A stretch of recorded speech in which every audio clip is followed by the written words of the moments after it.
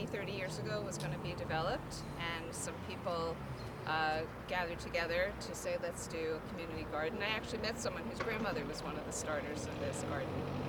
And then each person pays for either full plot, which is what I have, the width, or half, and you garden here for the season. I believe in all of this. Good, healthy food, growing organic food, coming outside, exercising, taking care of myself, and this is just another way I get to do it.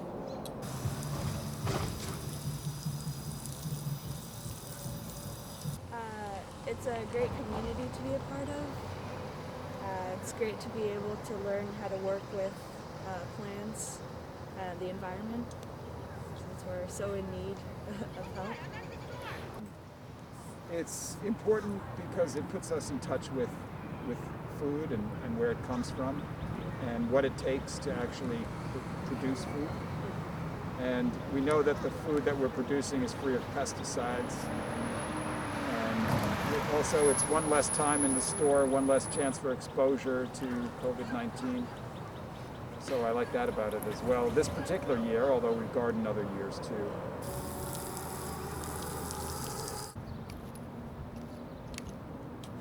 Oh my God, it is so completely relaxing. It's my heaven.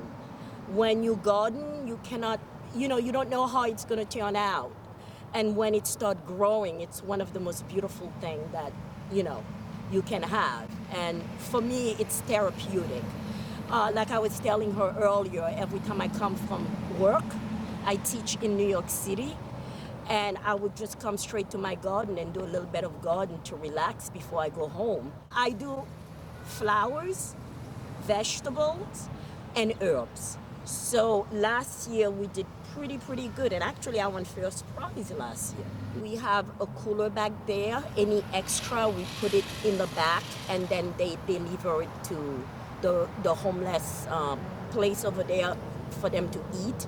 And I share it with my neighbors because it's a lot of produce as it starts coming out. So yes, you donate, you share, friends, family, neighbors. This is our community garden. Yeah. Right, Yeah. exactly. We get to know each other, we talk, we relax, we laugh.